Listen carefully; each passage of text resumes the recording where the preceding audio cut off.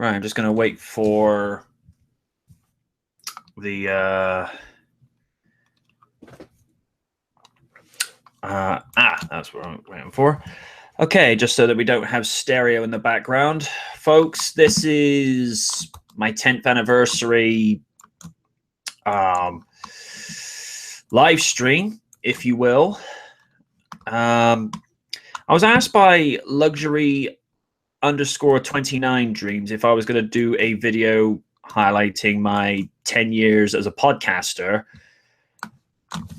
And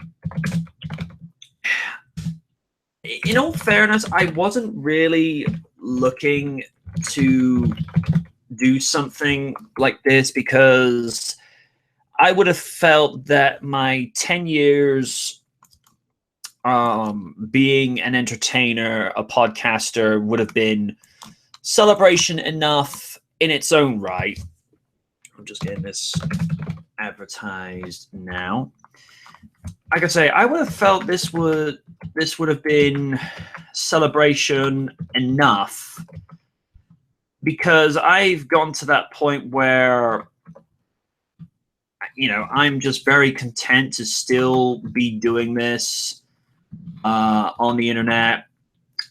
Something I feel very passionate about, something that it gives me a reason to get up for every day because, you know, this is, you know, from the time I was 17 years young, all those many moons ago, this is what I've always longed to do each day, because my goal when I was in high school was I wanted to be a TV presenter. And I get to be on YouTube because, let's face it, TV is a joke these days, but that's a story unto itself. You know, they wanted me to talk about highlights and and I'm just going to silence my phone a second because it gets really grating when I get so many people texting me or tweeting me when I'm actually trying to do stuff. Oh, Anime God, thank you for the love there, my friend. Happy anniversary. You know, I activated my first YouTube page on May 17, 2007, and most people will know the first video I actually put up wasn't until about early September, where I did a Kit rant, because at the time when they were hyping up what would have been the Knight Rider movie that, you know, the Weinstein Company are still working on, best to my knowledge, they had leaked this image of a Koenigsegg with Kit's scanner superimposed. Something I felt like I had to highlight back then was Kit is a supercar that is meant to blend in. You know, he's not meant to be something that stands out, you know, like a sore thumb. You know, that is not the whole purpose of his being, for lack of a better description. You know, like I say, the idea is meant to be that he is supposed to blend in and not arouse so much suspicion. And,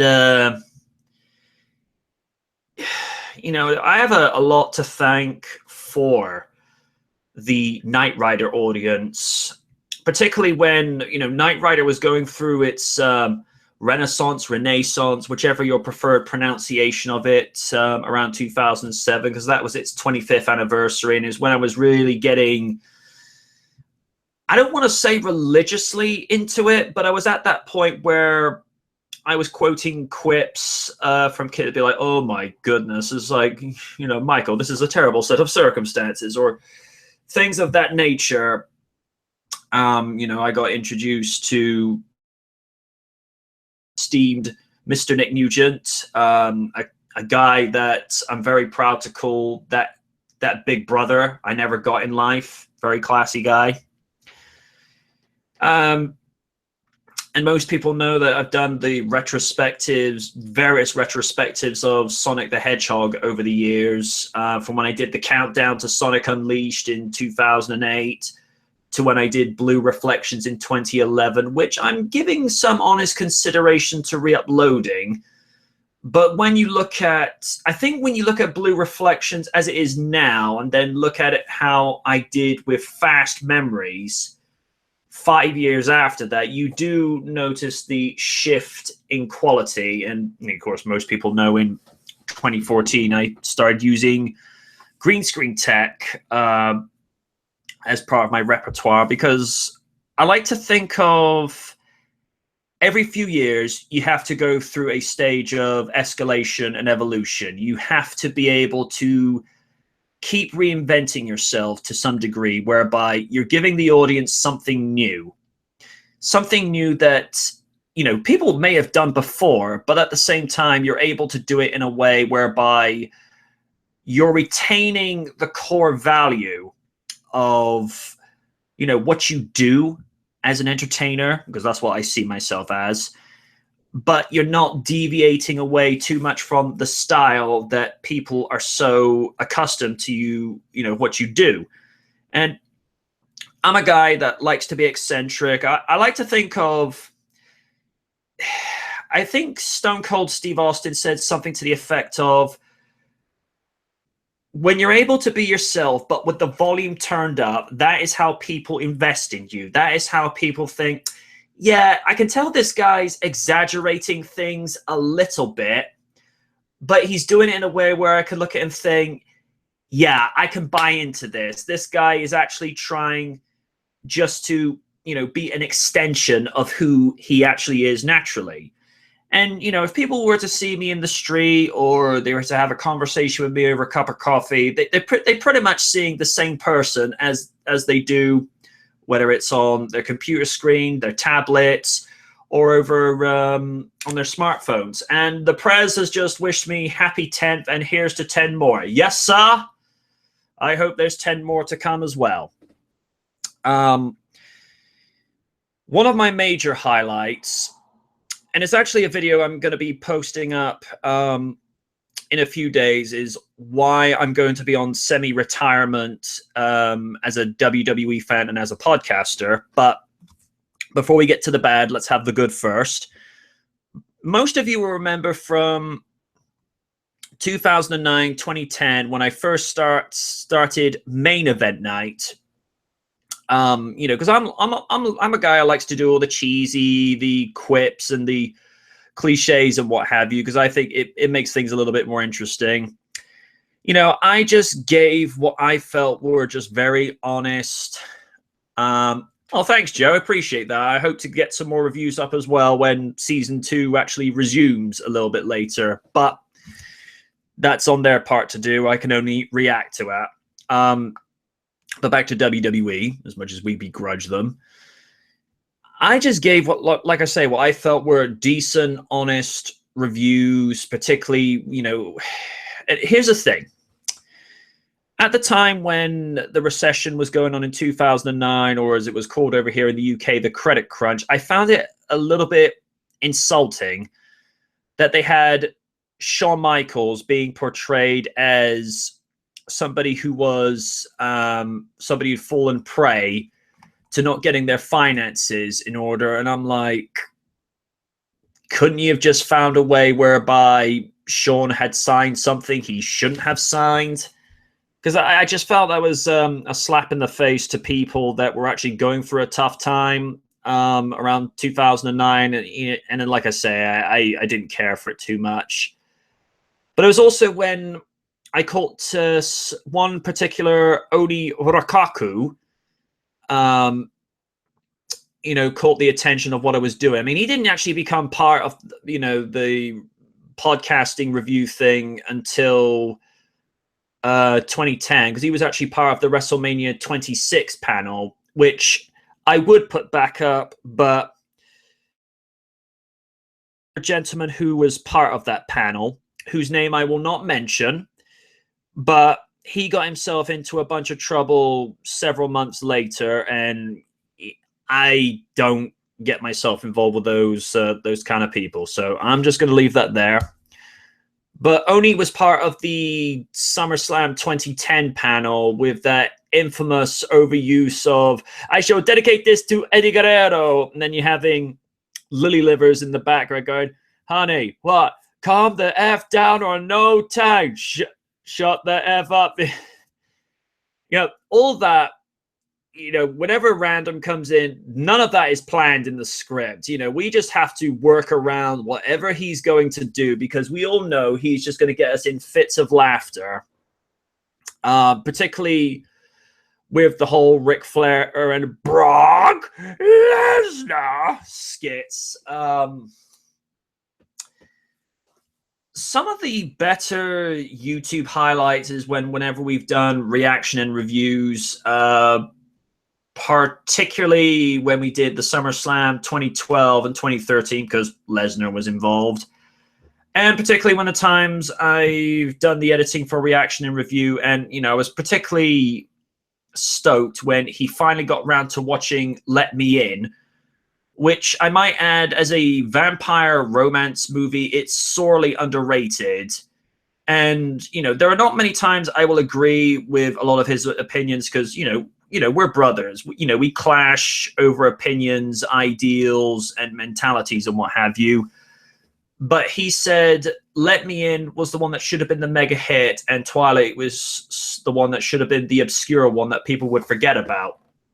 I mean, although Twilight had more money, the script was terrible, and you could tell Robert Pattinson didn't want to be there. Whereas with Let Me In, it was done on a very, very shoestring budget of 20 million, which is chump change today. But, the actors made more out of that.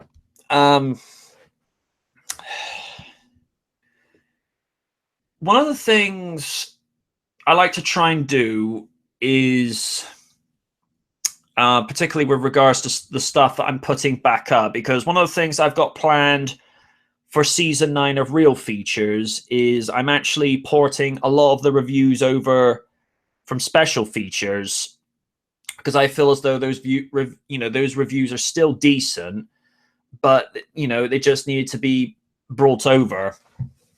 Now, some people have been asking why a lot of the old Nightwatch reviews have not made it their way.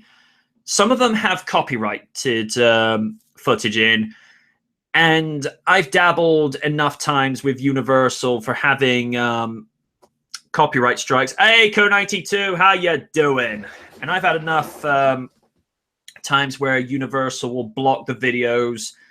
And it's why when I did the first season of the rebooted Nightwatch that I didn't have any footage put in there, because you're not going to win with Universal. It's just not going to happen.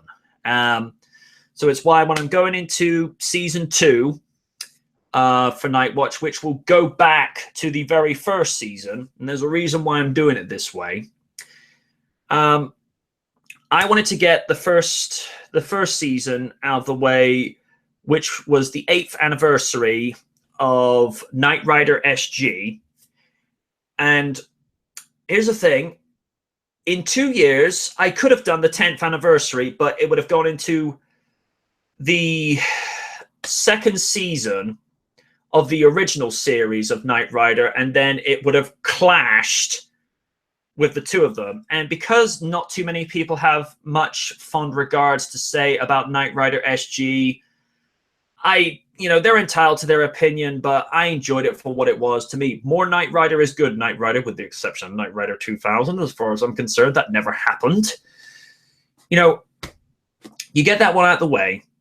It keeps the haters happy, and I don't like pleasing them as much as the next guy, but that's just me. I'm trying to be the altruistic person here. And this coming season, for Season 2 of Nightwatch, on September 26th, when it was originally on NBC, I'll be presenting the 35th anniversary original Knight Rider pilot, now also known as Night of the Phoenix, simply because it's the 35th anniversary of the franchise this September, and I'm just going to do it as best justice that I can do. Because one of the things I've taken a lot of pride in the last 10 years is, for starters, you can tell the recording quality is a heck of a lot better compared to when I first did videos. I mean, like if you go back to my Knight Rider movie rant, or if you go back to my Kit rant video, and you hear how crackly and hissing the microphone is back then, and you listen to it now, it's borderline. I wouldn't say it was professional, but it's gotten to that point where you think, "Ooh, this guy's actually trying." You know, this guy's actually putting time and effort into what he's doing. Because I use a Yeti microphone. Because I was told by Kaiju Noir, I have to say, possibly the best movie internet reviewer, you know, who's way better than me any day of the week. But, you know, that's just me being humble. Always give it to people who deserve it more. And he was the one who suggested for me to get the Yeti. And, you know, it's probably one of the smarter investments that I've ever done. Particularly, it's probably that one slightly higher than when I made the jump from Windows Movie Maker in 2011 to go to Sony Vegas. I tell you this much: although Vegas is pricey, even, you know, by the standards of 5 to 6 years ago, you're noticing a huge jump in quality, because you're able to choose what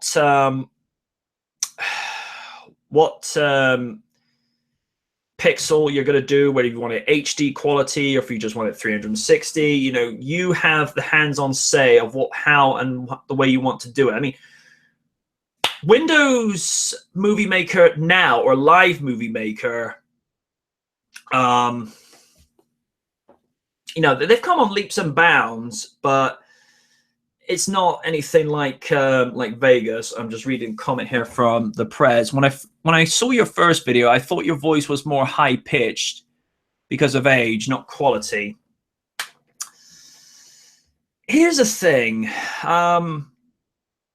One of the things I've been told over the years is my voice has gotten squeakier, if anything. And it's a similar sort of thing I've noticed with The Rock to some degree. If you listen to The Rock, how he was in 97, 98, when he was really starting to get over, after having made the transition from Rocky Maivia to just The Rock, you know, he had this, The Rock, and then you hear him now, he just sounds like he's really worked on his mannerisms and his projection, because it just sounds like he's just taken this croak out of his throat to some degree. But I think that just comes with where he's been in Hollywood for so many years. He knows that, particularly as an actor, you know, you've got to act with your voice as well as your body, and as well as the things like, you know, mannerisms, particularly with that eyebrow. You know, everybody knows that eyebrow. One of the things I've never indulged in is probably why my voice is probably still in as good condition as it is I've never smoked a day in my life, and I hope nobody else ever does either, because in the long run, you're not going to do yourselves any favors. You know, that's just me telling it like it is. And as of April 12 this year, I'm straight edge for 5 years. I haven't touched any booze in 5 years. Now, some are going to see that as boring. That's, you know, that's fine. That's your interpretation. That's your opinion. Me, I look at it from the perspective of, I wasn't enjoying this. It wasn't doing me any favors. I decided to quit. And before anybody says anything, was CM Punk an inspiration in that? Yes, he was. The X24 rider has just joined us. Boo. Yeah, that's just me, you know. I liken the idea of alcohol to something like Star Wars. Is you're either going to be fully into it or you're not. And in the same context, it's a similar thing with professional wrestling these days, is you're either going to be with it or you're not. You're not really going to be somewhere safe in the middle, which is one of the reasons, like I say, in a few days, I'm going to put up a video explaining my reasons why I'm on semi-retirement as a fan. But the main gist of that one will be, you know, WWE are just not trying. You know, the straw that broke the camel's back for me was when I saw The Miz and Dean Ambrose in a segment with them as co-GMs, and I'm like, I know it's been more than 7 years, but Stone Cold and Eric Bischoff did this so much better in 2003. I appreciate, you know, there's only so many times you can come up with new material, but as somebody who's been watching professional wrestling and WWF, WWE specifically since 99, you're able to see these little repetitive tropes and these little cliches that it's just like, it's just, you know, so asinine. Only Rikaku's just saying it's harder, not just for WWE, but for all of wrestling. He's talking about something that I'm not going to get into because, you know, I'm a partner on YouTube.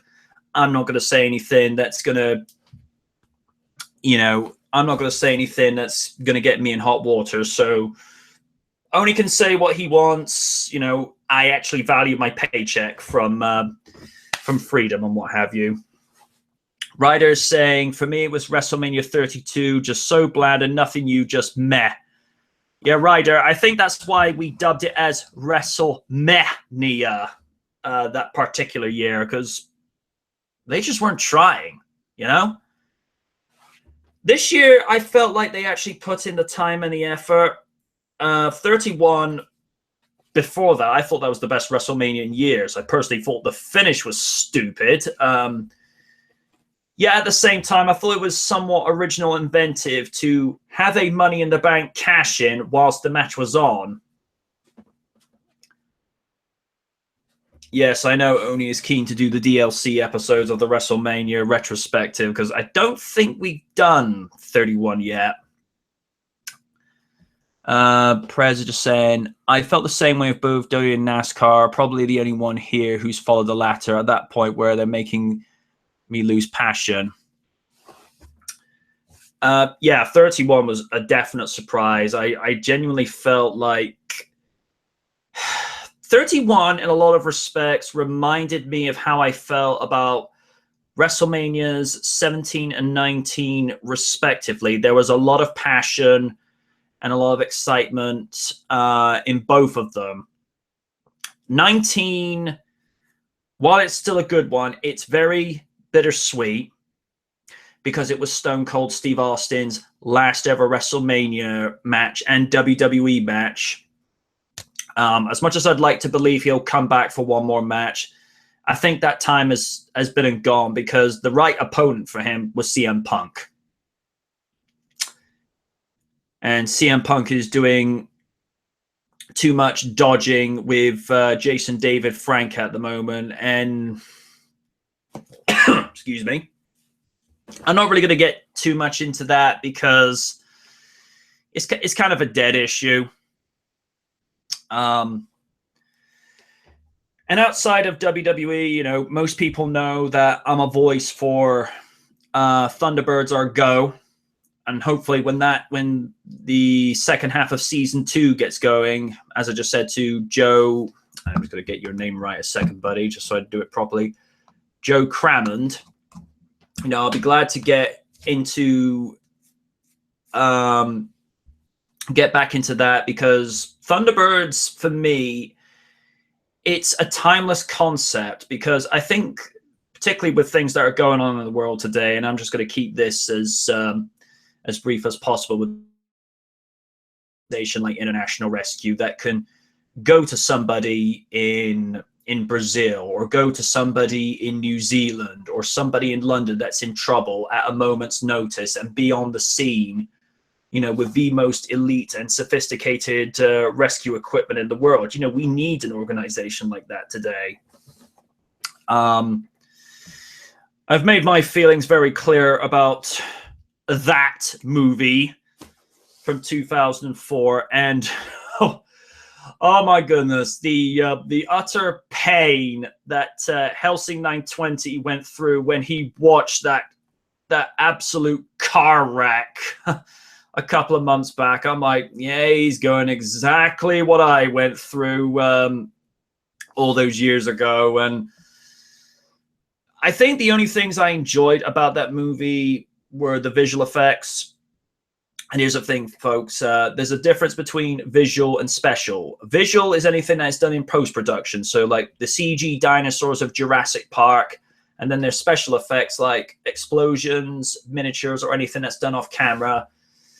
Ryder, trust me when I say, hey, you're better off not watching it. Let's think about this. What to compare it with.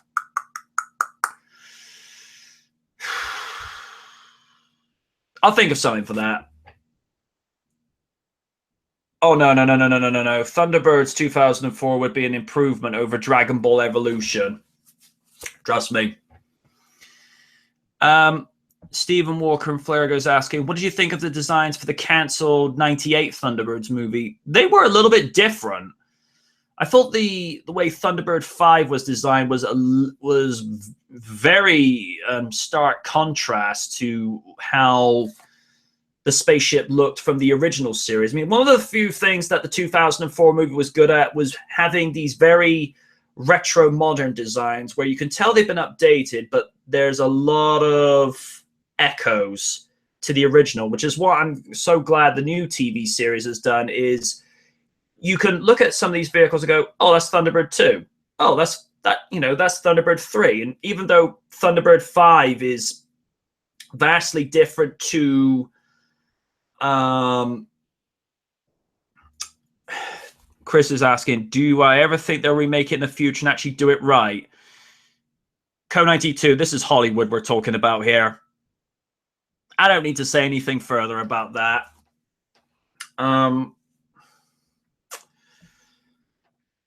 I mean, this is one of the things that I enjoy doing with regards is, interacting with my audience like this. It was actually 5 questions with the champ that John Cena did back in the day, and I honestly wish he still did, because this is the best way to interact with the audience. He said, ask me any question. Nothing is off limits. Yeah, Stephen Walker's pretty much nailed on the head. Hollywood, we want more money. Zing. Yes, I just referenced Orphan House, the movie too. Oh, good Lord. That thing was just insane. But no, Ask the Night, which is something I've been doing since very early 2010. That has come a long way with regards to how I structure these Q&A sessions, because originally it was 7 questions for MJ Night, but I thought, I'm not able to get 7 questions week in, week out, which is why I dialed it down to 3, because then I'm able to expand and able to give more clear, concise answers to what, how I want to be able to answer these questions. It depends, Press. Insanely good or insanely bad. Depends what day it is for me. One of the things I've, outside the Q&As, I've always taken pride in what I do with my movie reviews. And Ryder will know this. He knows the type of time and effort that I put into these things, particularly when we went to go watch Underworld 4 in 2012, which was literally just the day after the 2012 Royal Rumble, which that Rumble match, honestly, that's the best Rumble match I've seen in years, except for that weird right to pinch Sheamus, and Ryder's like, don't do Randy Savage in 93. And he's probably like thinking, good Lord, man, how do you remember these things? I don't question these things. I just go with it. But, yeah. That was a very unpleasant day weather-wise over at the Showcase Cinema over in Brislington, which is very close to where I grew up back in the day. But you know, it's actually fun when you have someone go to the movies with you that discovers you through YouTube and is actually one of your best buddies. And I mean that, dude. It's always that's always a pleasure to do. Because Ryder discovered me through when I did Night Watch the first time round. Yes, it was, dude. It was freezing cold.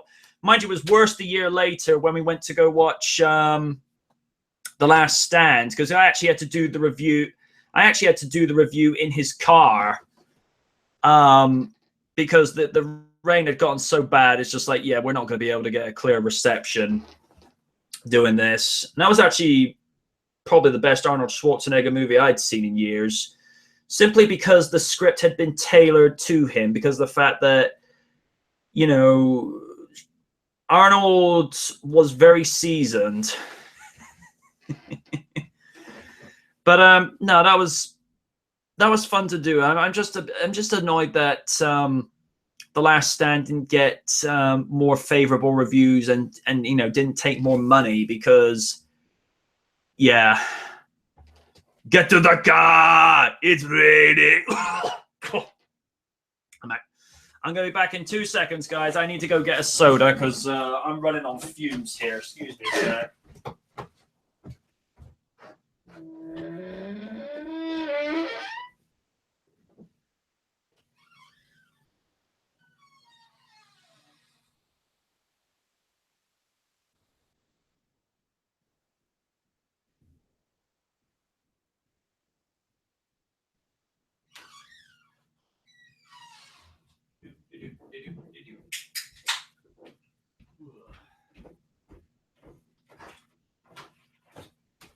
Oh, sorry about that. It's just so hot tonight.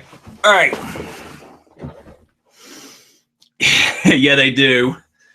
But then again, that's just how good this microphone is. Because I've had this now. Yeah, I hope so too, Stephen. That'd be cool.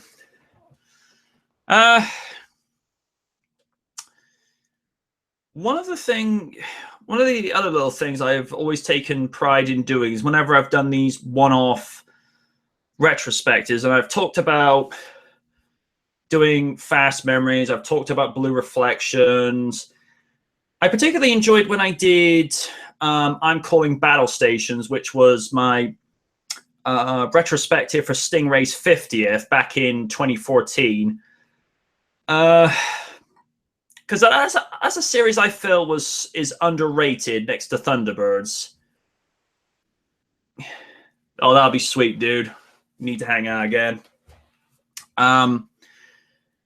Thunderbirds is a juggernaut, in terms of the success of anything that Gerry Anderson has done. But Stingray, because it was the first thing I saw of Gerry's work in the late 80s, it tugs on the heartstrings for me a little bit more, because, like I say, it was the first one I was ever introduced to. And, so there's more of that connection with it. Yeah, that would be cool, Prez. The one that I am considering re-uploading is Return to Knothole, Satam Revisited, because most people who know me, I absolutely adore the Satam Sonic the Hedgehog series, mainly because I felt as a Sonic series back then, it was well written, superbly animated, and well cast. I mean, when you get the likes of Jim Cummings, Rob Paulson, Jaleel White, and Kathy Sose with these characters, you're going to get something special. I find it annoying to this day they've not been able to get a series the quality of that, and particularly the way it's just so iconic, because the fact they left it on a cliffhanger, and fans over the years been able to speculate how they would have continued that series. It just would be nice if Sega, for once, actually saw sense and actually incorporate some of the characters into the new series. because this is a real thing, by the way, folks. More people are actually favorable of the character of Sally Acorn simply because she's not a fangirl stalker character. Sorry about that there. I think it's because of the fact that, she's just very cerebral, very focused, and just calls nonsense for what it is. And Amy's like, there's Sonic. I must go and watch his every move and, keep tabs on everything. It's just like, okay, girl, don't do that. That's creepy. Which is why I've got the hashtag that I've got going on my official Facebook and my official Twitter to the respective Sonic the Hedgehog pages. Like, just give this character a chance to be in the games. That's all we're asking. And if any of you are actually on my Twitter, just happen to see this particular hashtag, I'm just trying to raise awareness because I think Sega are missing the boat on this particular thing. But that's just me. I call it like I see it. Yeah, they were working on a third season, but two things came into play. Apparently, the chairman of ABC didn't like the show because it was too dark, and it was up against Power Rangers at the time because Power Rangers was white hot when they really got going on full steam in 93, 94. Stephen Walker asks, MJ, what is your favorite version portrayal of Robotnik? Jim Cummings, and I'm going to tell you why. As much as I love the Long John Baldry portrayal of Dr. Ivo Robotnik, I prefer Jim Cummings' version because he is the antithesis of Sonic's character. If Sonic is the embodiment of all that is light and good, even though in Satam he's a complete snarky little git, Robotnik is evil incarnate. And to me, that is the whole point. You have to have the sense of opposites. And I like the idea that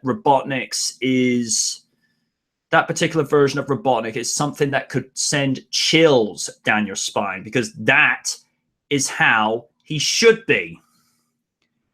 Remember the episode with Sonic and Antor alone in the latter's room? Oh, good Lord. I really hope that's not the Odd Couple episode. I appreciate back in the day they did that as a means of filler and character development, but I was more interested in keeping the story going. I'd like to see them do more episodes like Sonic and Sally, simply because, we can call it for what it is, but, she was arguably an equal star in that show, if not more. Yes, that episode. Simply because I think more people tuned in to actually see her, because she was the straight man to Sonic's snarky, I don't want to say douchebaggery, but he was the comedy jock in that, whereas she'd say, nah, that's stupid, don't do that. And again, I think that's why a lot of people remember that series so fondly, is because it wasn't meant to be like a proper Saturday morning show. It did go with this much darker and more mature approach where it's like Sonic meets 2001 AD, and I dig it for that reason. Sonic Underground is a guilty pleasure, but I felt it was a real cheap imitation of Satam, even though the art style was somewhat similar. But again, I don't think they've ever managed to do a series that has really captivated the audience in that way. And I'm also hoping that the Archie's comic series is not cancelled, because I'm going to tell them right now, they're going to make a huge, huge mistake if they cancel that. They are not even at, their 300th comic book issue. Where the Sonic Sonic Underground, like I say, is a guilty pleasure, but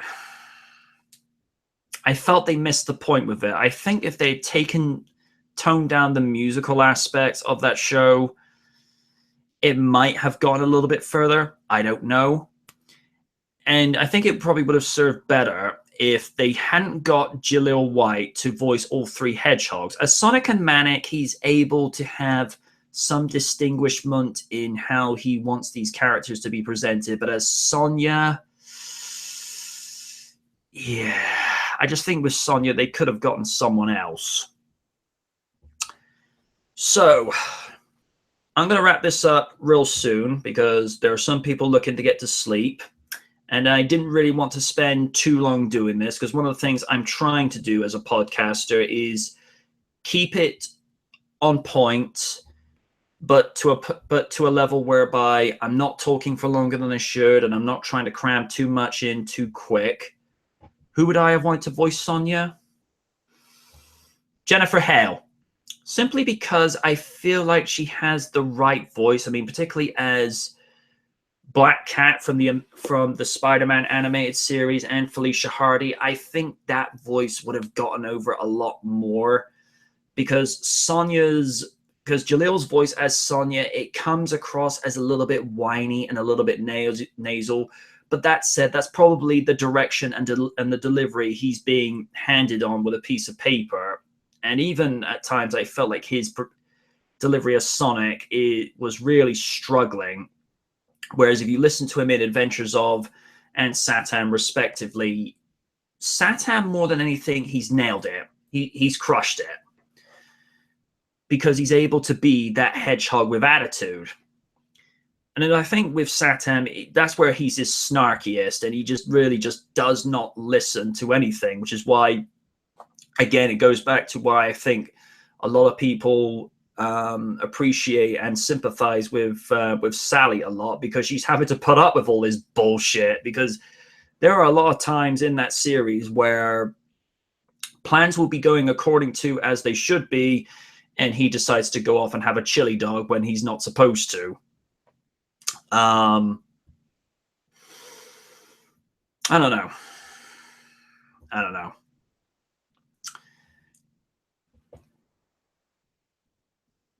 No, Prez. We do not need to have Sonic going, did I do that? No.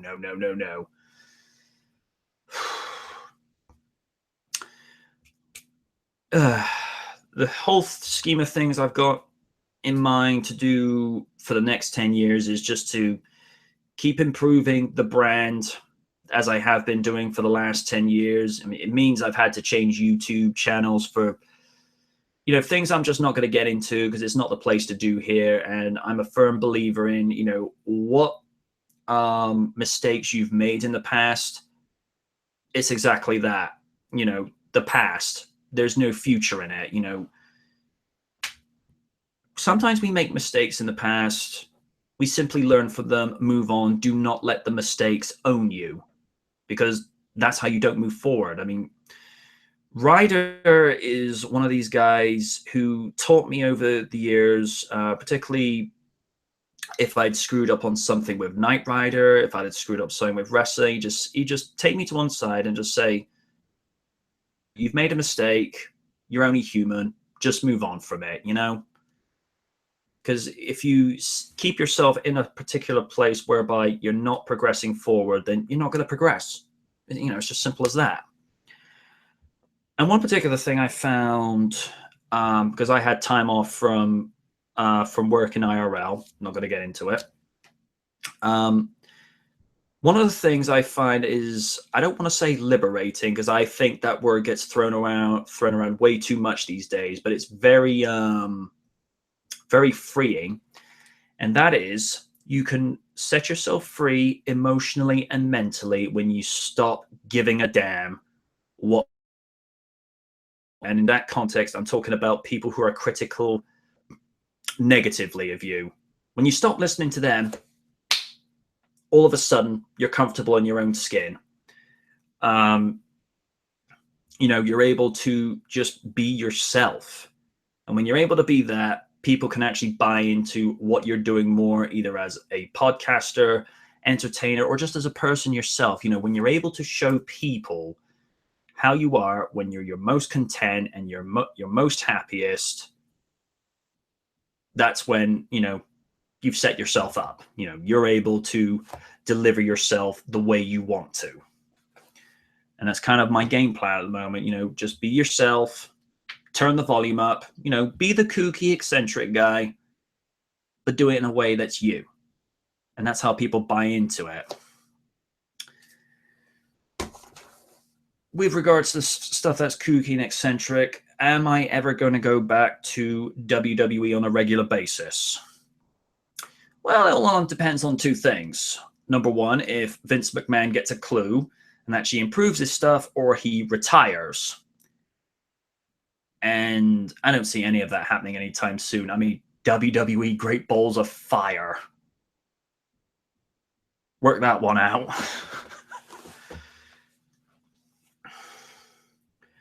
But one thing I'm looking to finish up at some stage this year, one of the things, because I touched upon writing, one of the things I was working on a while ago, when I say a while ago, I mean a couple of years ago, I came up with the, "I'm Mr. McMahon, damn it." It's like, yeah, that doesn't mean anything anymore. Until I had writer's block, yet again, I was working on a Knight Rider Let Me In crossover. For the simple reason, at the time, I was looking to do something a little bit more mature and a little bit darker, but not dark like, Batman Begins gritty for the sake of. No. I just wanted to do something whereby I felt like I could actually expand upon what I was doing as a writer. And I came up with the idea of like, what if you had Knight Rider with vampires, but do it in a very kind of grounded type of thing? And Kaiju Noir, who I've actually shared a few chapters with on that particular story, he's like, this is good. You're able to have your character doing like the whole self-narration monologue type of thing, but it feels like what Knight Rider would be if it was, grounded within that particular story scenario. It's something I'm still working on, because that's one of the things I want to get done this year, is just get that one finished and then see where it takes me, World's my oyster. I think that'll wrap it up. Simply because it's hot in this room. Actually, how warm is it out there? According to this, it's 17 degrees centigrade. So let's see, times that by 2, that's 34 plus the 20. So it's 59 degrees Fahrenheit at the moment at 11:03 in the evening, which is that's a little bit hot for this time of the year. I mean, I'd expect this if this was June, July, but, third week of May. Ugh. But, yeah, it is what it is. Yes, it did, Stephen. Yes, it did. Summer came very early. Yeah, he's pretty made it clear, folks. So I'm signing off. Thank you for joining me for this evening, and I'll see you next time. Good night from the night. Here's to another 10 years. Have a good evening.